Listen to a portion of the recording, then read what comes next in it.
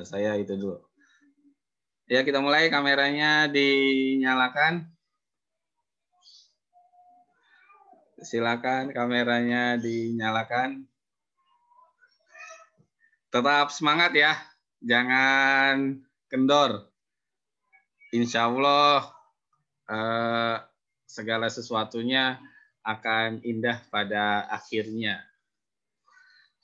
Oke, kita mulai. Bismillahirrahmanirrahim.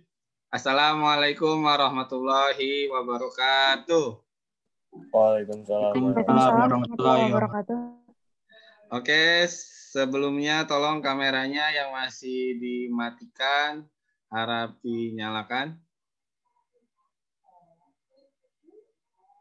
Robi Sohli Sodri wa Yasiri Amri wahlul uqdatam min lisani yafqahu qauli.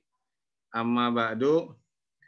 Pertama-tama marilah kita panjatkan puja serta puji syukur kehadirat Allah Subhanahu wa taala yang mana berkat rahmatnya kita masih diberikan kesehatan, kita masih diberikan kekuatan untuk bisa melaksanakan KBM di kelas 12. Jadi kamu sekarang sudah kelas 12 nih. Sudah ngelewatin kakak kelas kamu dan sudah ngelewatin teman-teman kamu. Selamat. Tetap dijaga motivasinya. Insya Allah semua hambatan, tantangan maupun rintangan saya doakan biar kamu bisa melaluinya. Karena setelah kesusahan pasti ada kebahagiaan, ya. Jadi tetap dijaga motivasinya agar bisa terus sampai akhir di kelas percepatan. Kemudian selawat dan salam marilah senantiasa kita curahkan kepada Nabi besar Muhammad Shallallahu Alaihi Wasallam. Baik anak-anakku semuanya, mari kita mulai kelas percepatan ini dengan sama-sama membaca basmalah. Bismillahirrahmanirrahim. Oke, saya absen terlebih dahulu. Adel, ada Adel? Hadir, Pak. Hadir ya, oke. Kemudian Alimah? Alimah Takia? Ada ya, oke. Hadir. Kemudian Amalia Herunisa. Hadir, Pak. Hadir ya, oke. Kemudian Amadan. Hadir. Hadir, oke. Kemudian Ataya Clarissa. Hadir, Pak. Hadir ya, oke. Kemudian Aurel. Hadir, Aurel. Pak. Hadir ya, oke. Kemudian Dinara. Hadir, Pak. Hadir ya, oke. Kemudian Dini. Dini Aryani. Oh, Dini di grup pengajar kelas percepatan katanya lagi sakit. Kata Bu Lulu. Kemudian Emir Faten. Ada ya, oke. Farah Nadira. Hadir, Pak. Hadir, oke. Ines. Hadir, Pak. Hadir ya, oke. Nuna. Hadir, Pak. Nuna ada ya, oke. Hana. Hadir, Pak. Ada, oke. Kemudian Iqbar Alif. Nggak tahu Pak, nggak ada kabarnya. Oh iya, oke, sip. Kaila. Hadir, Pak. Hadir ya, oke. Nabi Raffi. Hadir Pak. Hadir ya, oke. Kemudian Sira. Hadir. Hadir, oke. Naila Lovita. Hadir, Pak. Hadir, oke. Najwa Halifatun Nisa. Hadir, Pak. Hadir, oke. Nur Afifah. Hadir, Pak. Hadir ya. Riyuki. Hadir Pak. Hadir, oke. Zaki. Syahgita Zaki. Hadir Pak. Hadir, oke. Syifa. Hadir, Pak. Hadir, oke. Sofwan.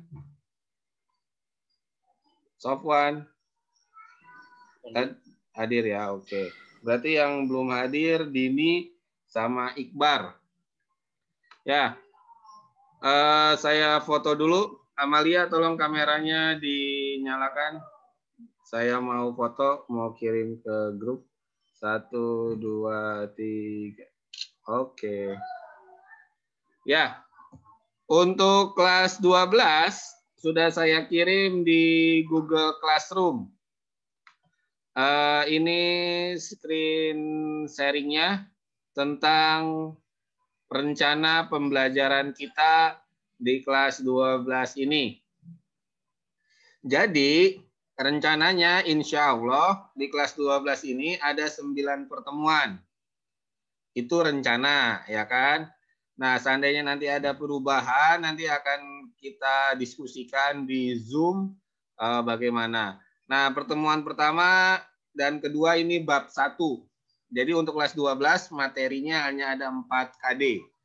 3 KD di sekarang, nanti satunya lagi kamu bareng sama kakak kelas kamu.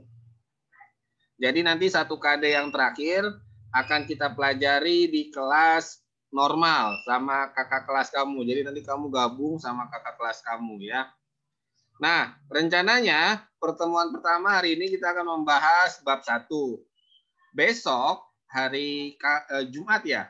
Besok hari Jumat kita akan membahas bab 1 juga tapi lanjutannya. Nah, hari Sabtu, ingat nih hari Sabtu nih. Infonya kan bagi raport, ya kan? Otomatis waktu belajarnya diundur. Diundur itu maksudnya sudah dapat infonya kan dari Bu Lulu ya? Jadi setelah bagi raport mulai belajarnya. Jadi hari Sabtu itu tetap belajar, tapi waktunya dimundurin. Nah, hari Sabtu itu rencananya kita akan ulangan harian ya. Jadi ini materinya yang akan kamu pelajari. Nah, tadi juga kan Bapak Ibu guru ada rapat tuh sama kepala sekolah, sama wakil, sama Bu Lulu juga, sama pengajar kelas percepatan. Kita melakukan evaluasi terkait dengan kelas percepatan ini. Maksudnya keluh kesah kamu yang diterima oleh wali kelas, oleh Bu Lulu, dicurahin semuanya, dicarikan solusinya tadi. Jadi insya Allah untuk kelas percepatan masukan-masukan dari kamu sudah dibahas tadi pagi di rapat kepala sekolah, wakil, kurikulum, dan Bapak Ibu guru pengajar.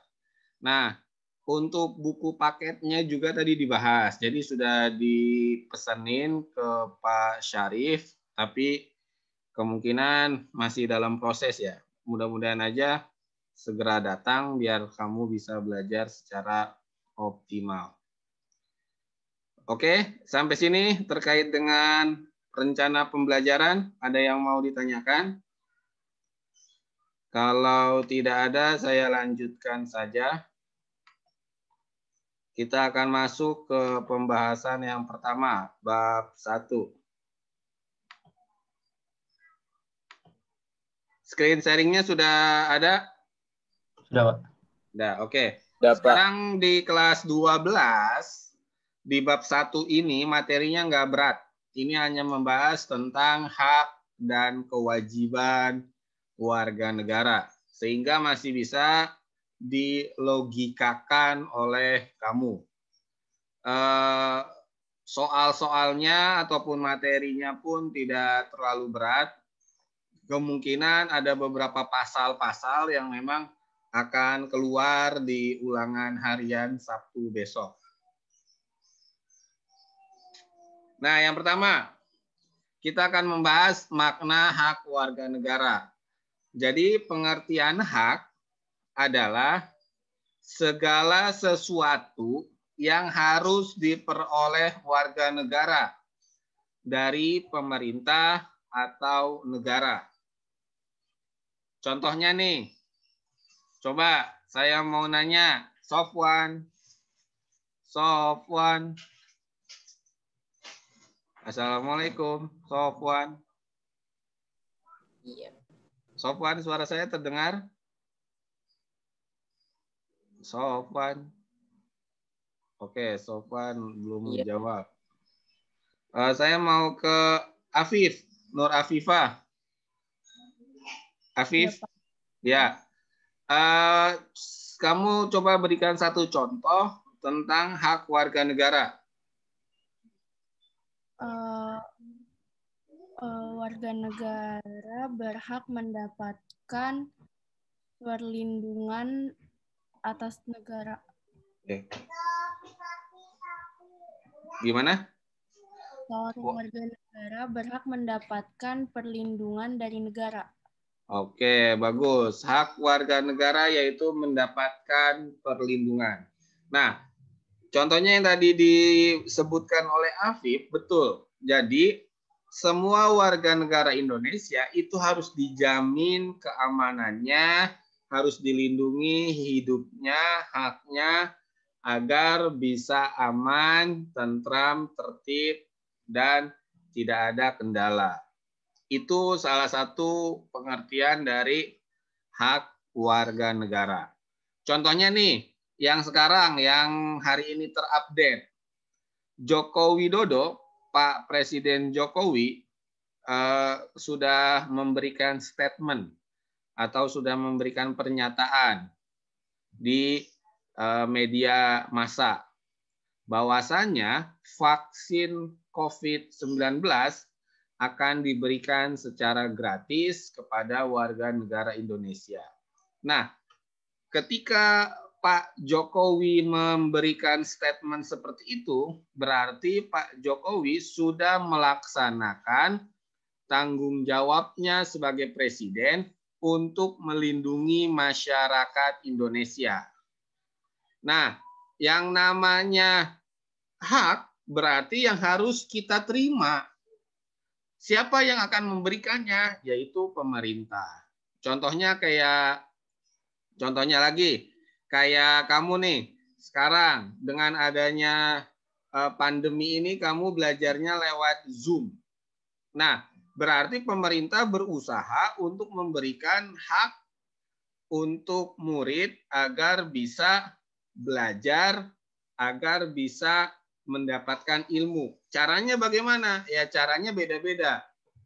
Kalau di kota-kota besar seperti Jakarta, Bandung, Surabaya, Medan, ataupun di manapun, itu menggunakan internet.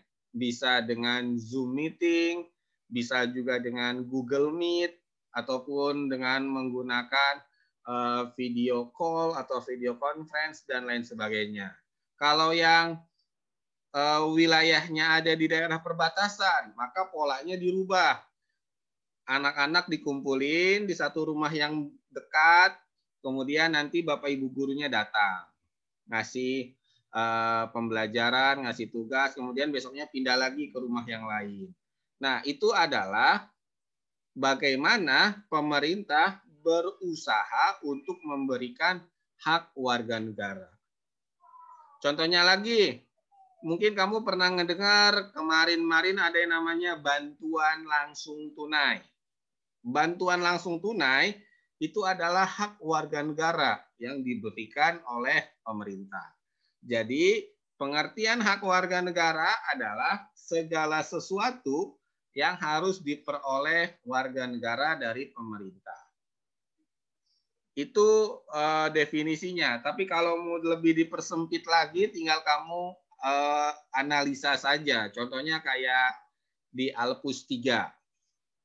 Kewajiban kamu adalah membayar SPP atau membayar iuran atau bayaran sekolah. Maka hak kamu setelah kamu bayaran adalah mendapatkan pengajaran dari Bapak Ibu guru. Jadi kalau misalkan sekarang pelajaran saya nih, ternyata saya nggak masuk, nggak ada informasi, nggak ada apa-apa, maka kamu bisa melaporkan ke Bu Lulu, ke Pak Imam, ke Pak Udin, Bu Irma, dan lain sebagainya.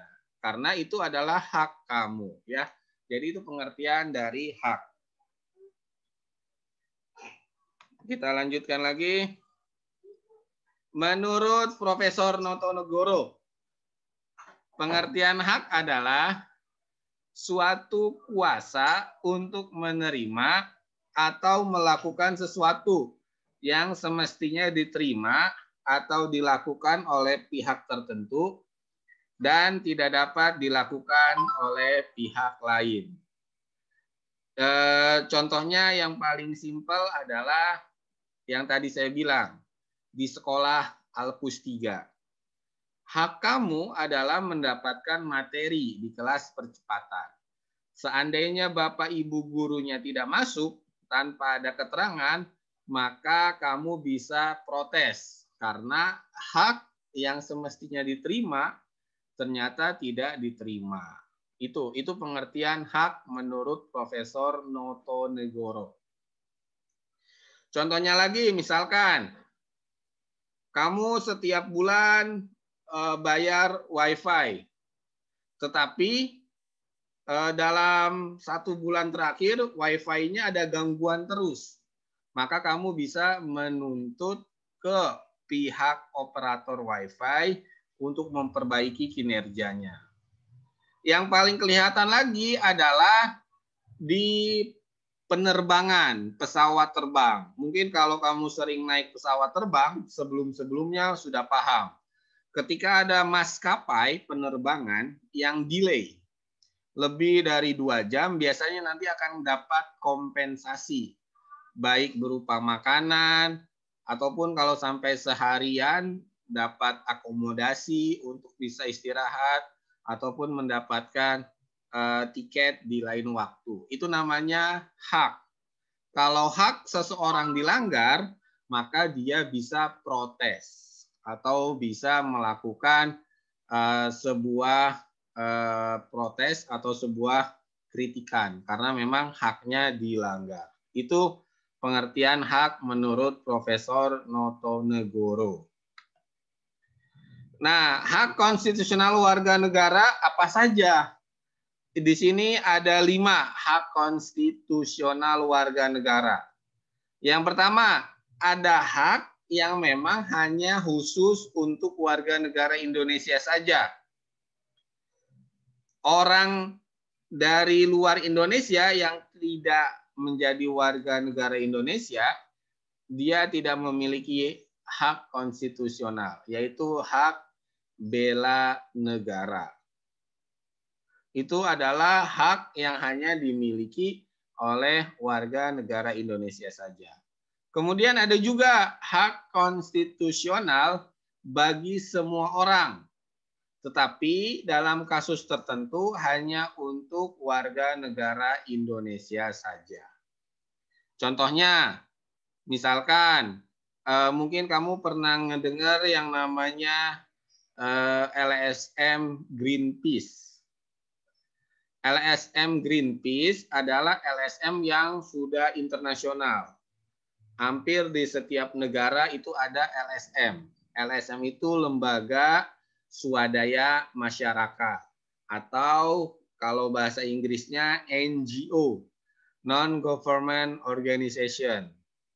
Nah, orang luar bisa mendirikan LSM di Indonesia, tetapi ada yang memang tidak boleh. Contohnya kayak mendirikan partai politik, itu hanya khusus untuk warga negara Indonesia saja. Jadi nanti kalau misalkan Ryuki umur 30 tahun ingin mendirikan partai politik, maka diperbolehkan. Misalkan mendirikan partai misalkan Partai Jakarta Bersatu misalkan. Nah, itu boleh. Kayak gitu. Itu merupakan hak konstitusional bagi semua orang dan kadang-kadang hanya khusus untuk WNI saja. Yang kedua, hak konstitusional untuk menduduki jabatan-jabatan yang diisi melalui pemilihan. Contohnya adalah presiden. Semua warga negara Indonesia itu berhak menjadi presiden. Tidak melihat asalnya dari mana, tidak melihat bentuk atau warna kulitnya apa, tidak melihat bahasanya bagaimana. Kalau memang dia layak, maka dia akan menjadi presiden. Saya tertarik dengan perjalanan hidup Pak Jokowi selaku Presiden Indonesia. Awal mulanya Pak Jokowi meniti karir sebagai wali kota Solo. Ternyata kompetensinya naik, akhirnya menjadi gubernur Jakarta. Dari gubernur Jakarta, akhirnya naik menjadi Presiden Indonesia. Semua orang berhak menjadi presiden. Salah satunya tadi saya bilang Pak Joko Widodo. Pak Jokowi itu awalnya terkenalnya hanya di Solo. Nah, sama nanti juga misalkan kayak kemarin tanggal 9 ada yang namanya Pilkada. Banyak artis-artis yang mencalonkan diri jadi wakil bupati. Akhirnya kepilih. Kayak Bupati Bandung yang terpilih namanya wakilnya Syahrul Gunawan, artis. Itu boleh, siapa aja boleh, asalkan warga negara Indonesia. Contohnya lagi kayak Basuki Cahayapurnama alias Ahok. Aslinya dia tidak tinggal di Jakarta, tetapi dari Bangka Belitung. Tapi kemudian dia pindah ke Jakarta, berdomisili di Jakarta, akhirnya diduetkan dengan Pak Jokowi sehingga menjadi gubernur dan wakil gubernur Jakarta. Kayak gitu. Itu namanya hak konstitusional warga negara. Yang keempat, hak konstitusional untuk diangkat dalam jabatan-jabatan tertentu. Contohnya, kayak TNI dan Polri itu merupakan hak warga negara, tetapi harus dari unsur itu. Contohnya, kayak Kapolri sekarang, Pak Idam Aziz. Ya, dia harus dari kepolisian. Nggak boleh dari sipil, ataupun dari Angkatan Darat, ataupun dari yang lainnya. Jadi harus dari kepolisian. Jadi semua polisi di Indonesia berhak menjadi Kapolri kalau memang syarat-syaratnya memenuhi. Contohnya lagi kayak Panglima TNI. Panglima TNI sekarang itu berasal dari Angkatan Udara. Pak Hadi namanya. Nah, semua TNI berhak menjadi Panglima TNI. Sehingga tidak boleh hanya misalkan Angkatan Darat saja yang jadi Panglima. Enggak, semuanya berhak. Tidak ada larangan. Tetapi memang ini khusus untuk TNI saja. Polisi nggak boleh jadi Panglima TNI. Kayak gitu. Itu namanya hak konstitusional untuk diangkat dalam jabatan-jabatan tertentu. Yang terakhir adalah hak untuk melakukan upaya hukum guna melawan keputusan negara. Contohnya kayak banding, kasasi, kayak gitu. Itu namanya upaya hukum. Sampai sini ada yang mau ditanyakan? Kasasi tahu, Pak? Kasasi, oke, bagus pertanyaannya, Raffi. Jadi gini, ada yang namanya banding, ada yang namanya kasasi. Nah, ini akan dibahas secara detail di kelas 11. Nanti kamu kalau kelas 11 semester 3, kamu akan belajar materi ini. Jadi di kelas 11 itu ada yang namanya materi tentang pengadilan. Nah, ternyata pengadilan itu ada tingkatan-tingkatannya. Semua kota dan kabupaten di Indonesia ada pengadilan. Itu namanya pengadilan negeri. Kayak di Jakarta Selatan ada pengadilan negeri Jakarta Selatan. Di Jakarta Utara ada pengadilan negeri Jakarta Utara. Jadi di semua kabupaten dan kota madya di Indonesia itu ada namanya pengadilan negeri. Di atasnya ada yang namanya pengadilan tinggi. Kalau yang bawah negeri, kalau yang atas tinggi. Nah, kalau pengadilan tinggi ini di semua provinsi di Indonesia. Nah, yang dimaksud dengan banding adalah begini. Ketika seseorang melakukan tindakan kriminal, maka dia awalnya akan masuk ke pengadilan negeri. Kayak misalkan nih, info yang lagi update sekarang, misalkan kayak Habib Rizik deh. Habib Rizik kan dijadikan tersangka, ya kan, oleh kepolisian. Nanti Habib Rizik awalnya akan masuk ke pengadilan negeri. Baik pengadilan negeri Jakarta Selatan atau Jakarta Pusat, tergantung kasusnya terjadinya di daerah mana. Kalau di Petamburan berarti di Jakarta Pusat, Pengadilan Negeri Jakarta Pusat.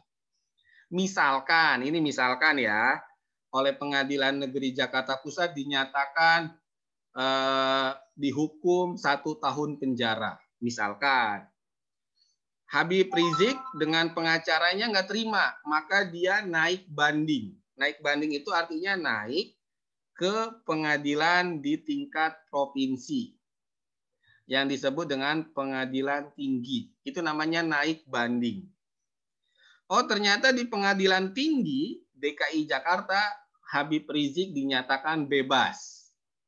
Tidak ada harus dihukum penjara. Jadi dinyatakan bebas. Jaksa yang melakukan penuntutan misalkan tidak terima. Akhirnya melakukan kasasi. Kasasi itu di tingkat pusat, yaitu di Mahkamah Agung. Itu namanya kasasi. Jadi kalau naik banding dari pengadilan negeri ke pengadilan tinggi. Kalau kasasi dari pengadilan tinggi ke Mahkamah Agung. Itu namanya kasasi. Oh, ternyata di kasasi Habib Rizik misalkan dinyatakan bebas. Begitu. Misalkan ini. Ya. Jadi gitu, Vi. Itu bedanya banding sama kasasi. Makasih, Pak. Oke, ada lagi yang mau ditanyakan? Oke, kalau tidak ada, saya akan melanjutkan. Nah, sekarang adalah kita berbicara tentang kewajiban. Tadi adalah hak, sekarang kita akan berbicara kewajiban. Nah, yang namanya hak itu pasti selalu ada kewajiban di belakangnya. Pasti selalu ada. Yang namanya hak dan kewajiban itu ibarat saudara kembar. Ibarat mata uang. Kalau depannya gambar burung Garuda, pasti di belakangnya ada gambar nominalnya. Bisa 500, bisa 1000, begitu. Jadi yang namanya hak dan kewajiban pasti akan selalu beriringan. Tadi kan saya sudah bilang, kewajiban kamu misalkan membayar SPP. Maka nanti akan mendapatkan hak, yaitu mendapat ilmu pengajaran dari Bapak Ibu guru. Saya sebagai guru, kewajibannya mengajar.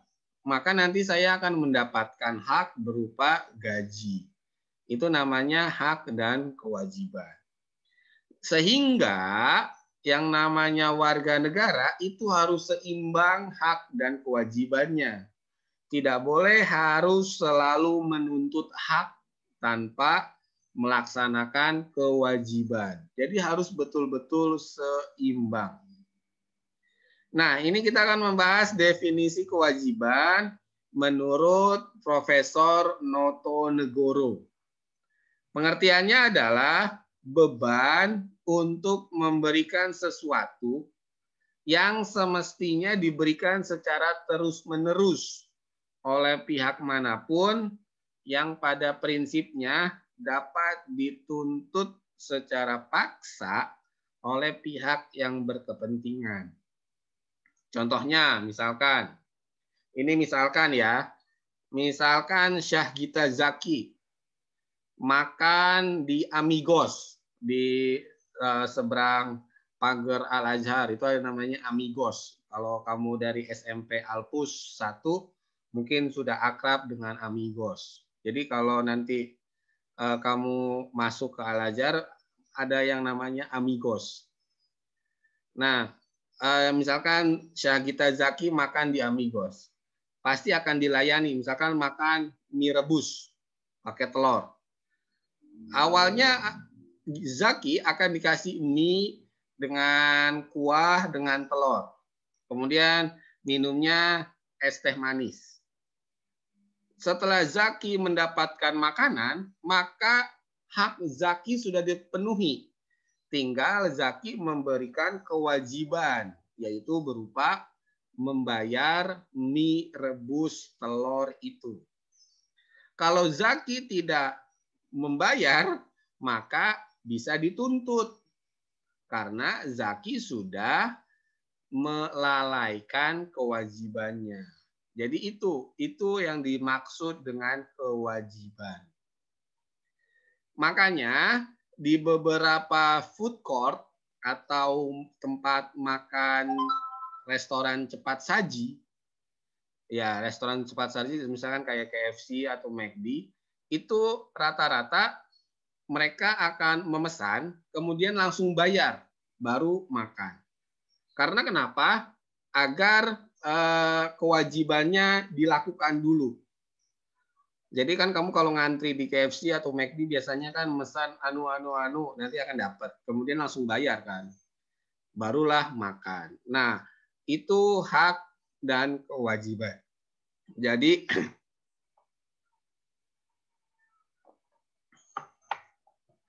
Jadi itulah pengertian kewajiban.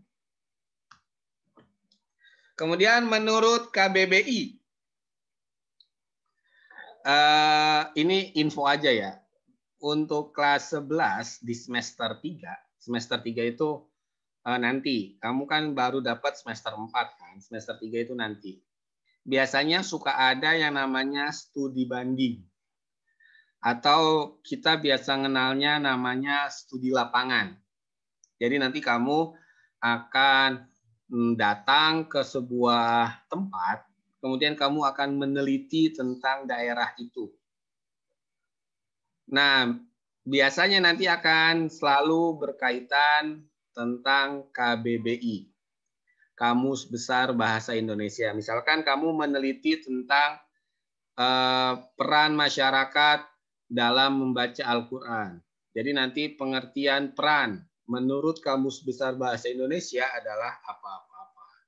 Nah, jadi nanti Kamus Besar Bahasa Indonesia atau KBBI ini akan sering kamu pakai ketika di studi lapangan. Tapi nanti di kelas 11 semester 3. Menurut KBBI, pengertian hak adalah kekuasaan untuk berbuat sesuatu.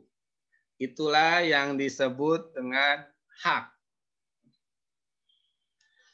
Contohnya nih, misalkan ya, Najwa tinggalnya di Pondok Indah. Misalkan nih, rumahnya luasnya ada 150 meter. Maka Najwa boleh melakukan apapun di rumah tersebut. Mau ditanemin pohon rambutan, mau ditanemin pohon kelapa, itu hak Najwa. Karena tanah punya Najwa. Rumah punya Najwa. Mau dibangun 1 lantai atau 2 lantai, itu hak Najwa. Karena hak adalah kekuasaan untuk berbuat sesuatu. Tetapi ada perbedaan. Kalau di Indonesia, hak seseorang itu dibatasi oleh hak orang lain. Misalkan Najwa yang tadi saya bilang tinggalnya di Pondok Indah. Rumahnya luasnya 150 meter misalkan. Tetapi Najwa ngambil tanah tetangganya 2 meter untuk dibikin pagar. Maka itu sudah melanggar hak tetangga Najwa. Nah, itu nggak boleh. Berbeda dengan kasus yang ada di Amerika Serikat. Nah, untuk membedakannya adalah begini. Di Indonesia, selain hukum formal KUHP, ada juga norma agama. Kalau di Amerika Serikat, norma agama ini kecil banget, bahkan cenderung dibedakan atau hilang. Sehingga mereka bebas melakukan apapun.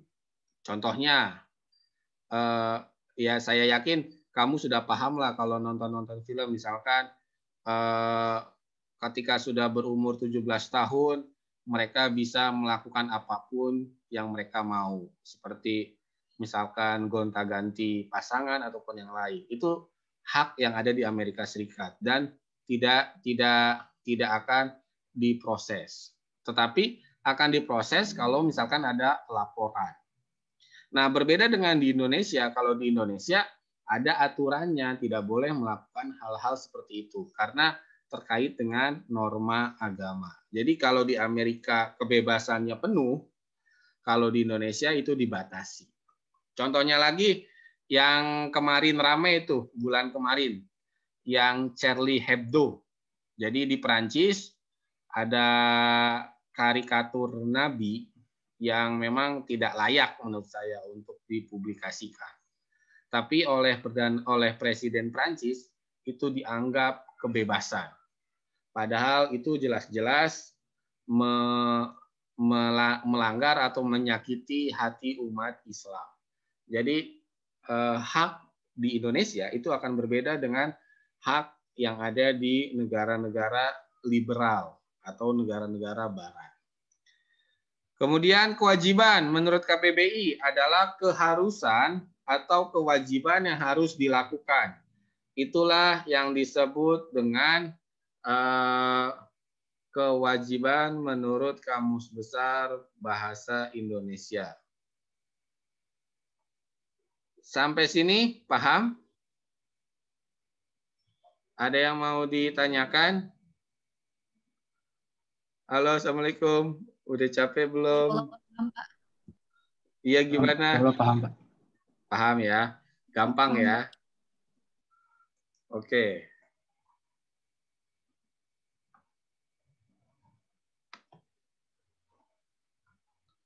Nah, kalau ini saya sengaja memfoto di buku paket karena memang kamu kan belum dapat ya. Ini adalah pasal-pasal kewajiban warga negara. Ini biasanya akan keluar nih di ulangan harian besok. Makanya saya foto agar kamu bisa melihat dan mengetahui pasal berapa aja yang keluar di ulangan harian hari Sabtu besok. PowerPoint ini sudah ada di Google Classroom ya. Insya Allah aman. Kewajiban warga negara, kita akan membahas yang pertama adalah pasal 27 ayat 1. Bunyinya begini. Segala warga negara bersamaan kedudukannya di dalam hukum dan pemerintahan dan wajib menjunjung hukum dan pemerintahan itu dengan tidak ada kecualinya. Jadi, semua warga negara di pasal 27 ini harus taat dan patuh terhadap hukum dan pemerintah. Kenapa harus taat dan patuh? Karena itu merupakan kewajiban kita sebagai warga negara Indonesia. Hal-hal yang sifatnya apapun tidak boleh main hakim sendiri. Jadi harus betul-betul taat sama aturan hukum. Contohnya begini, misalkan mungkin kamu pernah ngedengar atau pernah ngelihat ada orang, ini fakta nih ya, tahun 2015 ada orang di Bekasi, di Kabupaten Bekasi yang dibakar hidup-hidup hanya gara-gara dituduh maling amplifier atau speaker masjid. Kan kalau di masjid atau di musola kan biasanya ada amplinya kan yang buat ngeras suara, buat mic. Nah, dia dituduh sebagai maling ampli masjid. Akhirnya digebukin, dipukul, sampai dibakar hidup-hidup. Akhirnya polisi turun kan, otomatis orang yang memukuli, kemudian orang yang nyiram bensin, orang yang ngasih korek api, itu langsung semuanya diproses. Karena sudah main hakim sendiri. Itu yang nggak boleh. Karena di pasal 27, semua orang wajib patuh dan taat terhadap hukum dan pemerintahan yang ada. Itu pasal 27 ayat 1. Contohnya lagi, pasal 28J ayat 1. Bunyinya, setiap orang wajib menghormati hak asasi manusia orang lain dalam tertib kehidupan bermasyarakat, berbangsa, dan bernegara. Contohnya misalkan, ini yang memang menurut kita biasa, tapi sebenarnya melanggar hak. Kamu kalau di trotoar ya di jalanan-jalanan ibu kota ataupun di ya jangan nggak di ibu kota sih, di beberapa daerah juga sudah ada. Itu ada kayak tempelan warna kuning yang strip-strip itu. Nah, itu sebenarnya adalah jalur untuk orang-orang yang difabel atau mohon maaf yang tidak bisa melihat. Jadi jalur kuning itu yang berupa garis timbul itu merupakan arah penunjuk untuk masyarakat yang difabel. Nah, kalau ada orang yang parkir mobil di atas trotoar sehingga menghalangi jalan, berarti dia sudah melanggar hak orang lain. Itu yang simpelnya. Makanya di pemerintahan ataupun di era saat ini itu sudah betul-betul menghormati hak orang lain.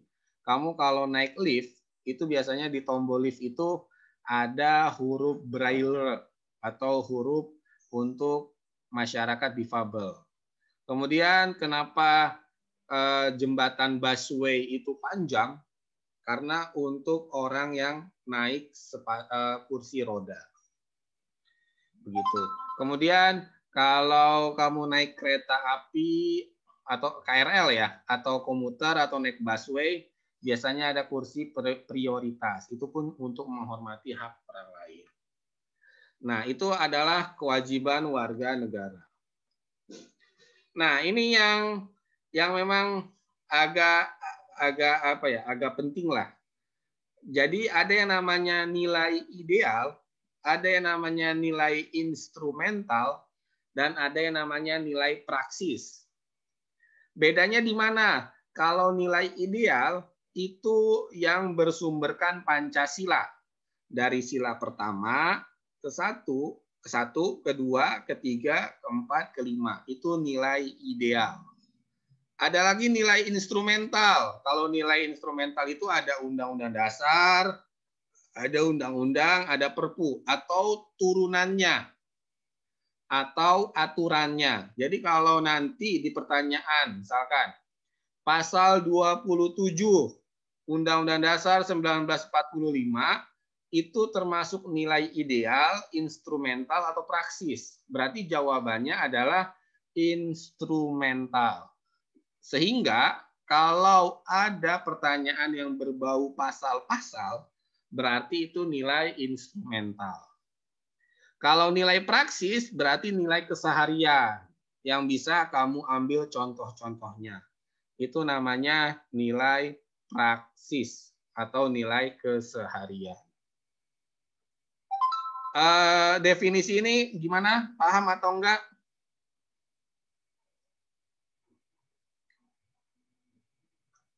Halo? Boleh diulang apa? Oke. Saya ulang lagi ya. Jadi ada yang namanya nilai ideal. Nilai ideal itu adalah nilai-nilai yang ada di Pancasila.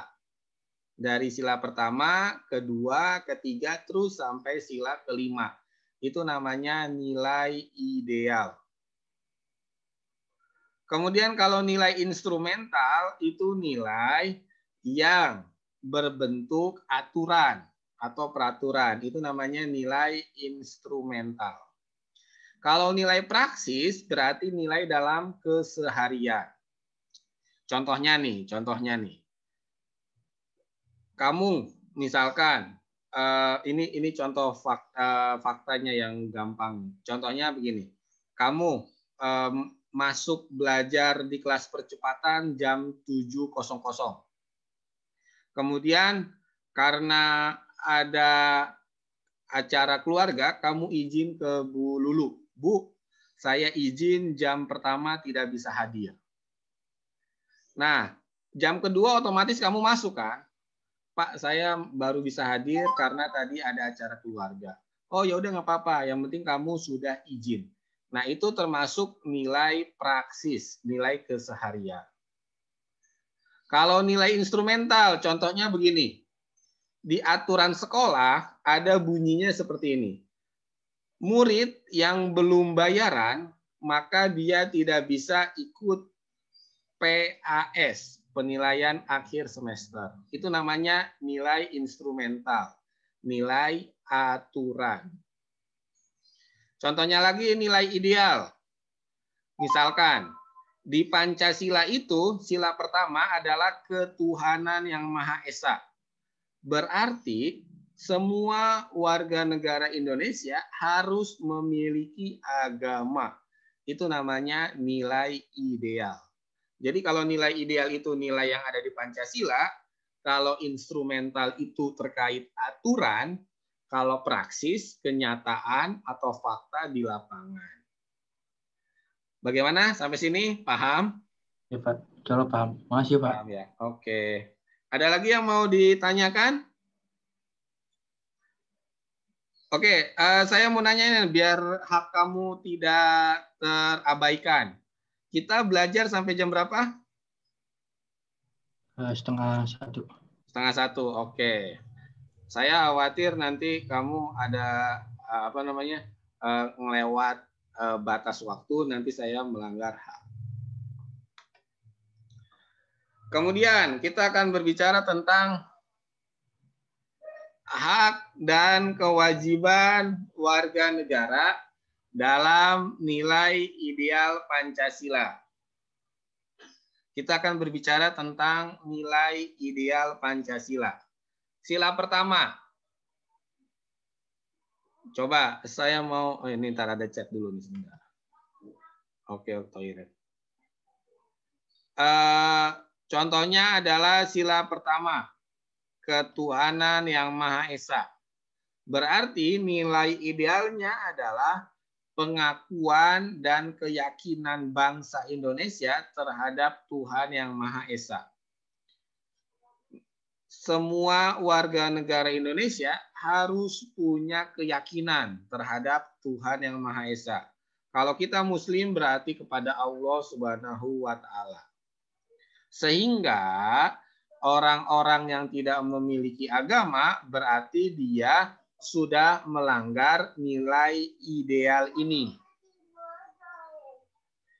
Nah, itulah yang disebut dengan nilai ideal sila pertama. Kalau nilai ideal sila kedua, kan tadi kan ketuhanan yang Maha Esa, 2 kemanusiaan yang adil dan beradab. Berarti kesadaran sikap dan perilaku dalam hidup bersama dengan tuntunan hati nurani. Contohnya misalkan ketika kamu lagi diam di rumah, ternyata dari depan pagar ada peminta-minta. Seorang nenek-nenek yang memang jalannya agak susah. Maka kamu merasa iba, akhirnya diberikanlah makanan dan uang. Nah, berarti kamu sudah mengamalkan sila kedua ini. Contohnya lagi nih, saya mau nanya nih, ini kayak latihan soal. Saya mau nanya ke siapa nih? Sira. Misalkan kamu lagi ngerjain matematika.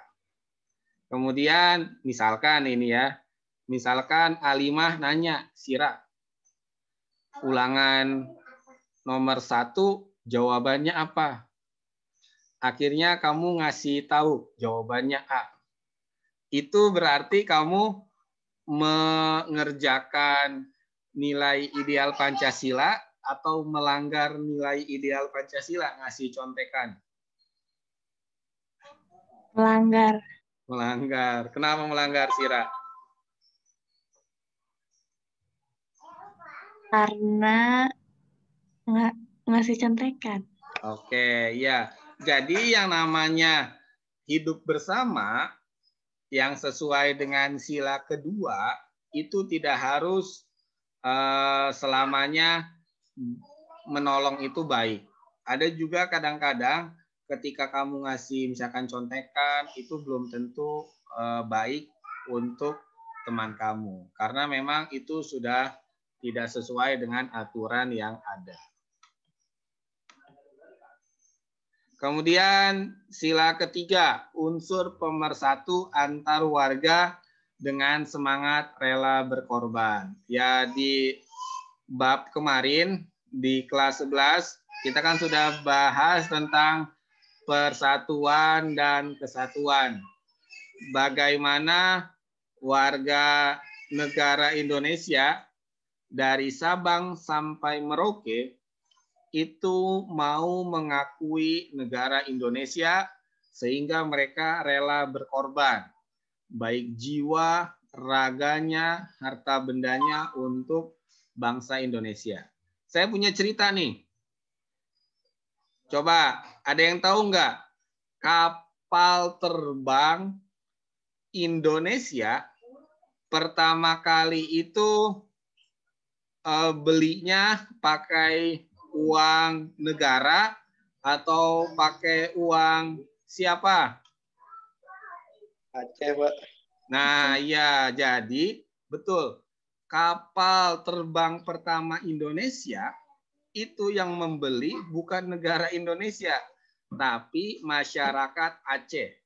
Jadi masyarakat Aceh mengumpulkan semua kekayaannya, yang punya cincin emas, yang punya anting, yang punya kalung, dikumpulin semuanya. Uang hasilnya dibelikan pesawat untuk Indonesia.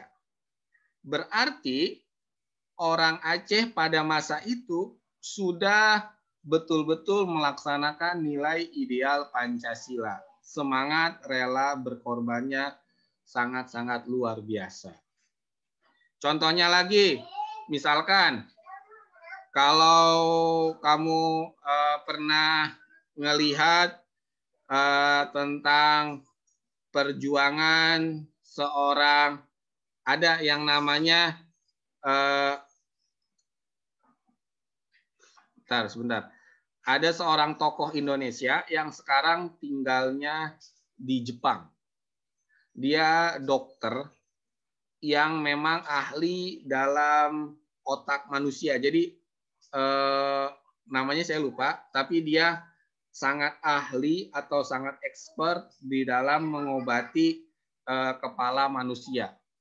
Jadi kalau ada yang ada kanker otak, amit-amit ya, kemudian ada gangguan segala macam, dia bisa mengobati hal itu.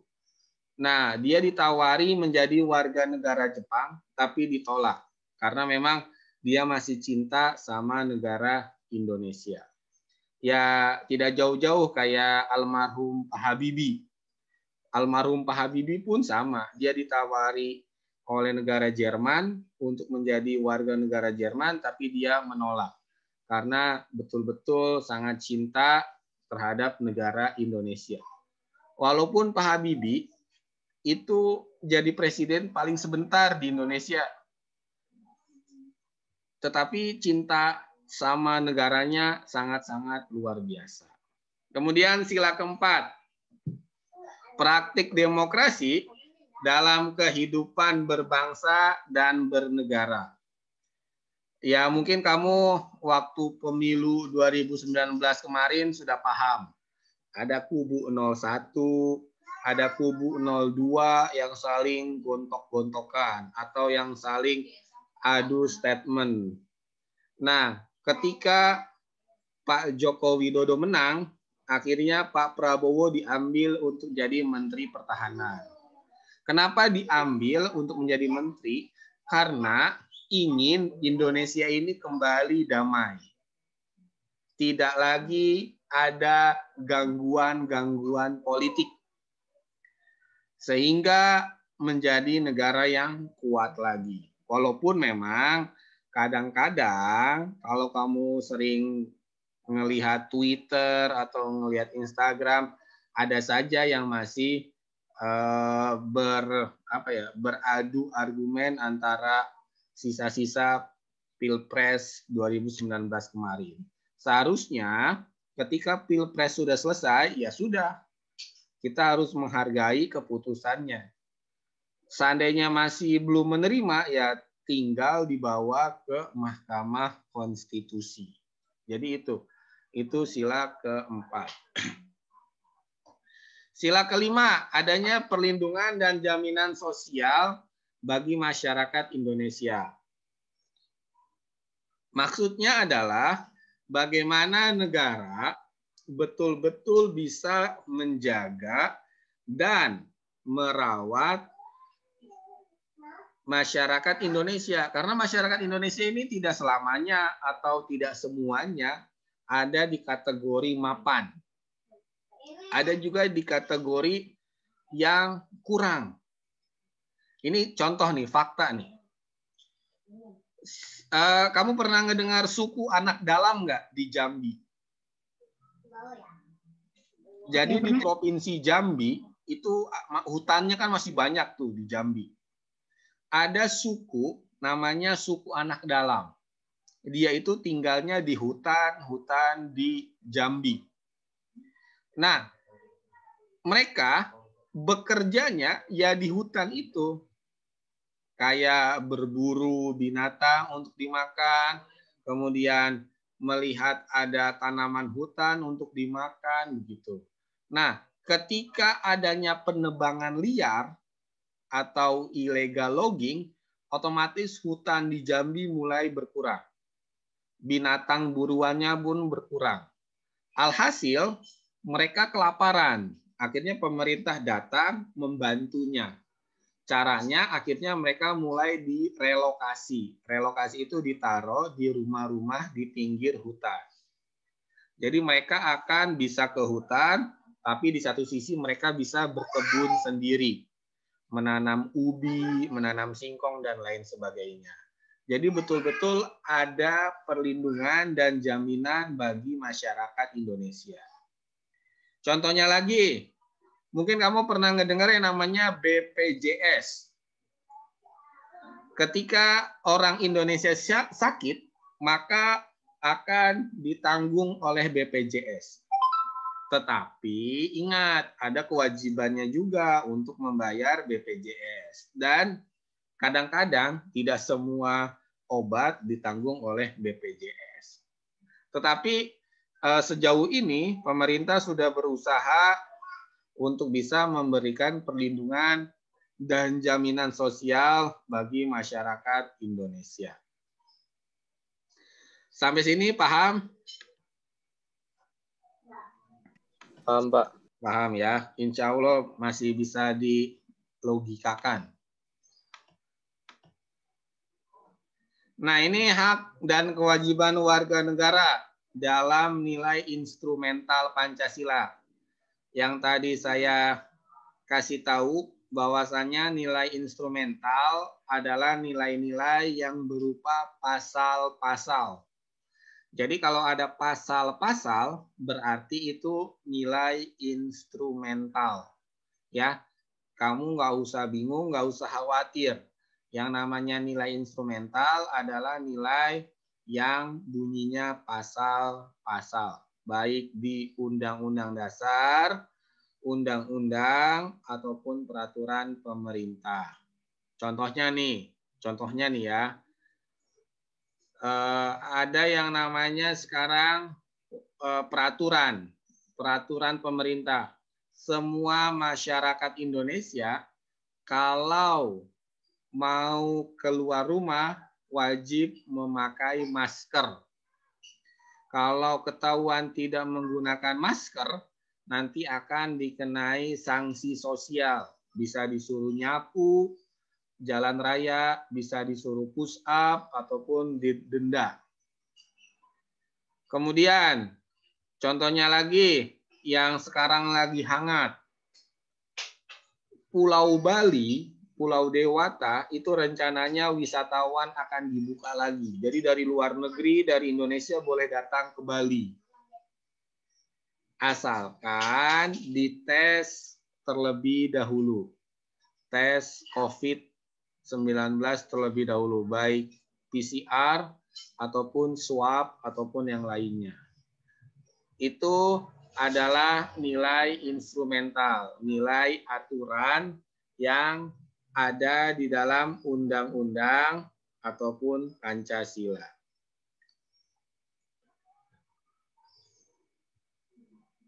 Oke, ini ada video di YouTube. Silakan kamu lihat dulu. Linknya saya kasih di chat Zoom. Saya kasih waktu 5 menit untuk kamu melihat YouTube tersebut.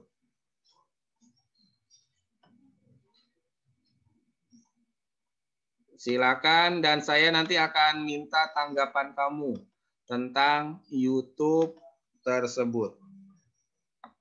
Silakan kamu lihat yang ada di chat Zoom linknya. Nanti akan saya tanya satu persatu tanggapannya terkait dengan video itu. Silakan. Saya kasih waktu 5 menit.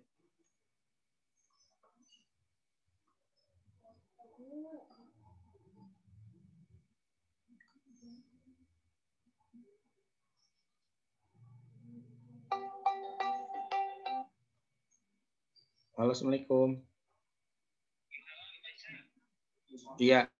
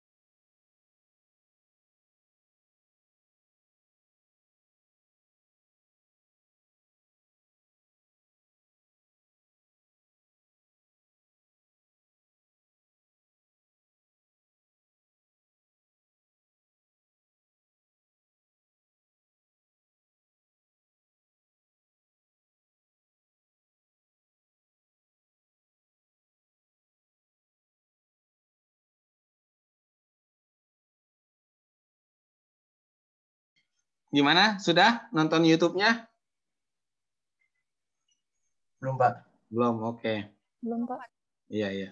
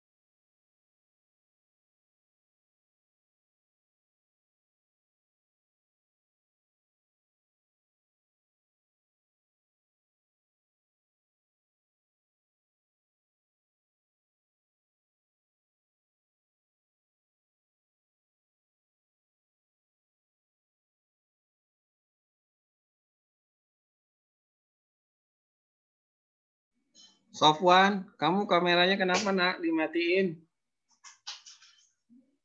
Sofwan.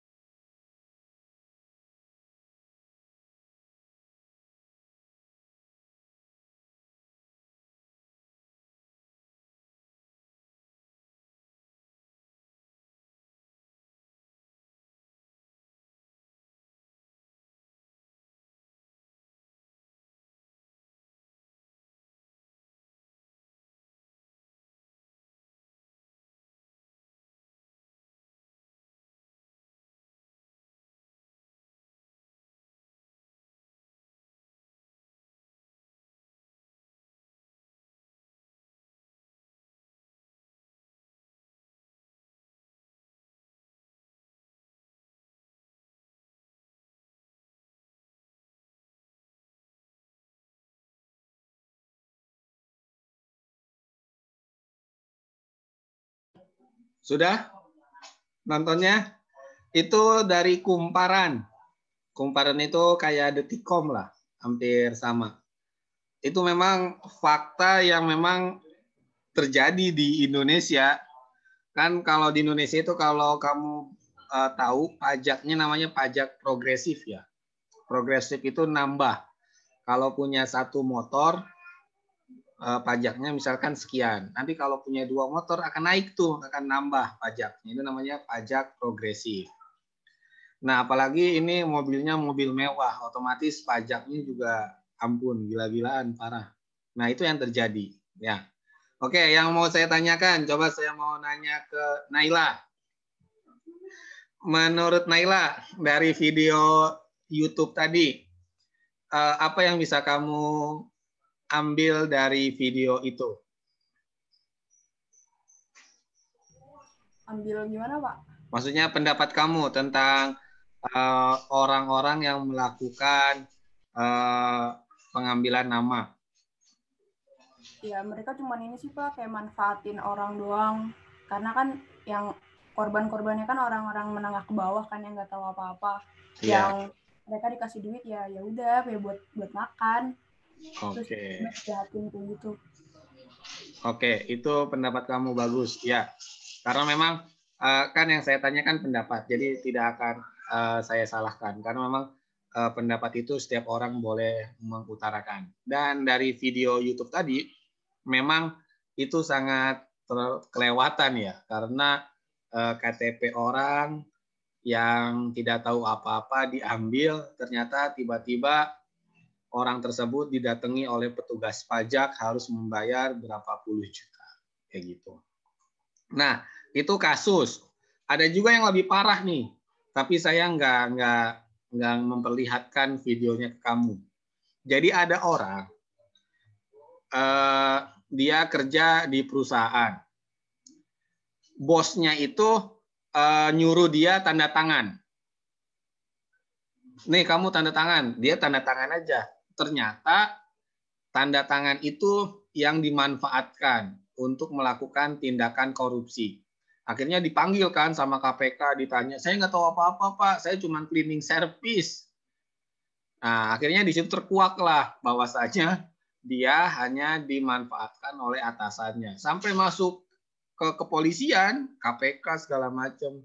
Karena dia nggak tahu apa-apa, hanya cleaning service, akhirnya kebuka di pengadilan. Bosnya akhirnya ditangkap.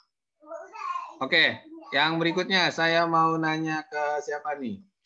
Emir. Emir, bagaimana video yang tadi menurut pendapat kamu? Ya, biasanya sih. Gimana, Mir? Yang orang-orang kalangan berdua itu yang sebenarnya nggak terlaluan sih, Pak.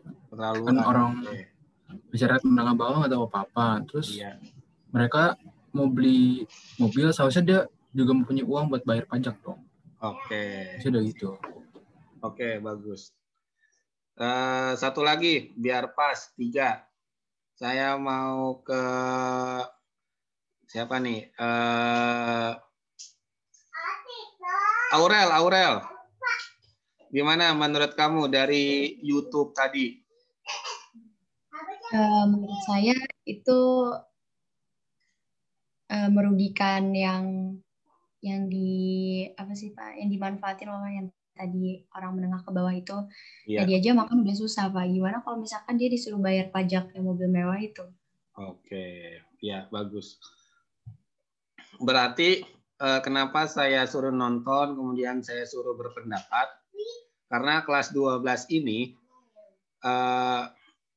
nanti kan akan menghadapi asesmen ya, ada namanya AKM. Nah, AKM itu asesmen kompetensi minimum. Nah, itu hampir sama kayak UN, tapi beda. Kalau UN kan ada waktunya segala macam. Kalau ini asesmen hanya dikasih soal analisa saja. Nah, makanya di kelas 12 ini saya mulai mencoba menerapkan yang sifatnya analisa. Sehingga kamu disuruh melihat, kemudian menganalisa, kemudian diungkapkan. Untuk melatih ketika nanti kamu kelas 12, kamu sudah terbiasa dengan soal-soal analisa. Analisa itu bisa berupa analisa literasi. Literasi itu kayak membaca, melihat, dan lain sebagainya. Ada lagi analisa matematis. Matematis itu tidak hanya matematika, bisa fisika, kimia, dan lain sebagainya. Jadi kenapa ada hal seperti itu? Ini sebenarnya cara untuk melatih kamu terbiasa dengan soal-soal analisa. Kan ini kan masih pembelajaran atau mata pelajaran dasar ya, belum nanti mata pelajaran jurusan dan lain sebagainya. Oke, kita akan lanjutkan. Masih ada waktu sekitar 7 menitan. Itu diskusi. Nah, di pertemuan ini tugasnya ada tugas di Google Form. Silakan kamu kerjakan. Ini Google Form-nya nggak akan saya tutup hari ini. Karena saya yakin kamu juga pasti lelah, pasti capek. Jadi ini tugasnya dikerjakan. Boleh hari ini, boleh besok, hari Jumat. Yang penting nanti pas ulangan, hari Sabtu kamu sudah mengerjakan. Google Form-nya akan saya tulis atau saya kirim ke chat Zoom. Silakan langsung dikerjakan. Kalau sudah dikerjakan, kamu boleh, ataupun mau sekarang, mau nanti juga boleh. Yang penting kamu sudah tahu apa yang harus dikerjakan. Ini tugasnya. Tugas di Google Form. Oke, materi hari ini hanya sampai situ saja tentang hak dan kewajiban warga negara. Ada yang mau ditanyakan? Pak. Oh ya, gimana Zaki? Ya. Ini Google Form-nya kelasnya kayak kelas 11 12 gitu ya, Pak? Iya, emang sengaja. Jadi kamu kalau misalkan kamu Zaki kelas 12 IPA 1, kelas 10 IPA 1 berarti nanti nulisnya 12 IPA 1. Kayak gitu. Oh, oke, Pak. Misalkan Raffi kelas 10 IPA 2 berarti nanti ngekliknya 12 IPA 2. Pak, ya. kalau IPA 3 nggak ada gimana, Pak? Oh iya, IPA 3 nggak ada ya, saya lupa nulisnya. Ya udah kamu masuk aja ke IPA 2 atau nanti coba saya rubah dulu. Nggak apa-apa deh, masuk aja ke IPA 2 biar nggak saya rubah, khawatir nanti ngeganggu gitu kan. Terima kasih, Pak. Ya, ulangan hariannya hari Sabtu ya. Hari Jumat nanti seperti biasa, latihan soalnya akan saya foto, saya kirim ke Amadan, nanti tinggal di-share ke teman-temannya. Karena saya juga nggak mau nilai kamu jelek. Saya maunya nilai kamu tinggi di pelajaran saya. Ada lagi yang mau ditanyakan? Jadi ulangan hariannya hari Sabtu, hari Jumat nanti untuk latihan soalnya akan saya kirim. Ya, gimana, Vi? Jimli Asidik siapa? Oh, Pak Jimli Asidiki. Pak Jimli Asidiki itu dia pernah jadi ketua Mahkamah Konstitusi. Nah, kalau sekarang jadi pengawas di Al-Azhar. Pak Jimli Asidiki itu. Oke.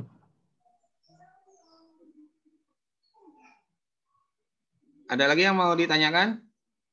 Kalau tidak ada, dari saya cukup sekian. Tetap semangat.